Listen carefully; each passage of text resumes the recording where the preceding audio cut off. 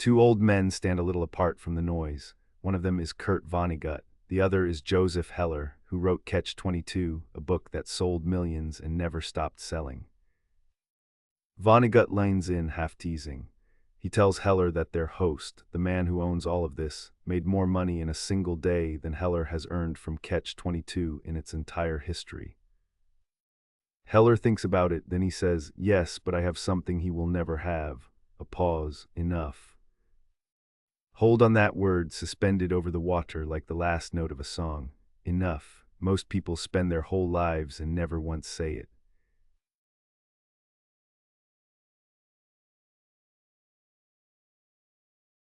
Think back to the last thing you wanted badly, not idly badly, a car, a title, a number in an account, a house with a particular view. You remember the wanting more clearly than the having, because the wanting had weight. It organized your days. It told you what the next year was for. And then you got it, and there was a moment, real, not imagined, when it felt exactly as good as you'd hoped. The new car smells like arrival. The title sits under your name in an email signature. For about a week, maybe two, the world looks slightly gilded. Then the strangest thing happens. Nothing. The car becomes the car. The title becomes Tuesday. The view becomes the window you walk past on the way to the kitchen. You return almost exactly to how you felt before, and quietly, without deciding to, you begin to want the next thing. Psychologists have a name for this.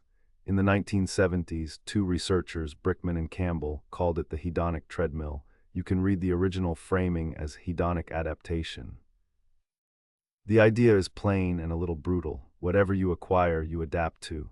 Your baseline of happiness resets to meet your new circumstances, and then it goes quiet again. It's a treadmill because you can run as hard as you like and stay in exactly the same place. More speed, same view. This is not a flaw in you, it's the factory setting. The same machinery that lets us survive grief and disappointment also dissolves our triumphs. Adaptation is how we keep walking. It is also why the trophy stops glowing. Here is the part that does the damage. It isn't just that the pleasure fades, it's that the target moves. Ask a person earning $30,000 a year what amount would make them comfortable, and they'll name a figure. Ask the person already earning that figure, and they'll name a higher one. The finish line keeps the same distance ahead, no matter how fast you close it. Surveys of income and satisfaction have circled this for decades. The specific numbers shift and get argued over. The shape does not. Enough is almost always defined as somewhat more than you currently have. So you get the raise you were sure would settle things, and it settles nothing. Within a season, the new salary is simply the floor, the baseline you'd panic to fall beneath. A brass scale perfectly balanced, and then a hand adds one more weight to the side that was already heavier. That's the move. Every gain quietly recalibrates the scale. This is why more never actually arrives. More is not a destination. More is a direction, and a direction has no end. Consider the man who owned the island in our opening. By every visible measure, he had won. And almost certainly, somewhere there was a larger house, a bigger fund, a name above his on a list, and that gap was as real to him as your gap is to you. The richest people on earth are not exempt from this. Often they are its most advanced students. The treadmill doesn't slow down when the numbers get large. It speeds up because now there's so much more to compare against. Which brings us back to Heller, standing in the same garden on the same evening, looking at the same impossible house, and feeling none of it. He had stepped off the machine, not by acquiring more, by naming a stopping point. We are trained relentlessly in the art of getting. School, work, the entire apparatus of ambition, all of it teaches acquisition.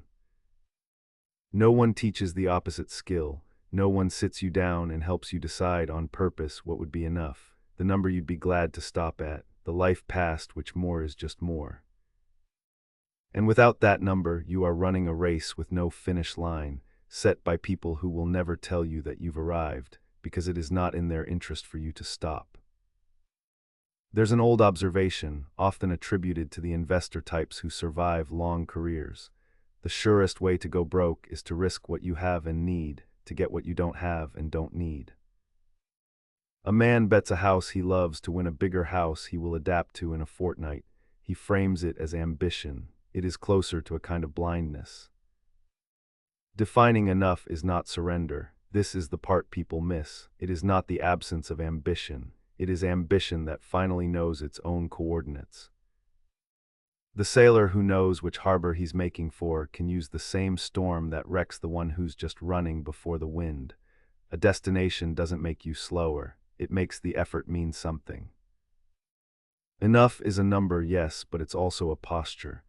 It's the ability to look at a thing you could have and to say, calmly, without ache, I don't need that, not because you can't reach it, because you've decided where you live. And here's the quiet mercy of it. The moment you can name enough, the treadmill loses its grip, the comparisons go slack, the next shiny thing passes by, and for once you are not pulled along behind it. If these are the kind of ideas you want to sit with, the slow ones, the ones that don't trend, the channel publishes a new essay twice a week. Subscribe, and we'll keep the lamp lit. Let's be precise about what Heller had that the billionaire didn't, because it's easy to romanticize and miss it. He didn't have more peace by accident or because writers are nobler than financiers.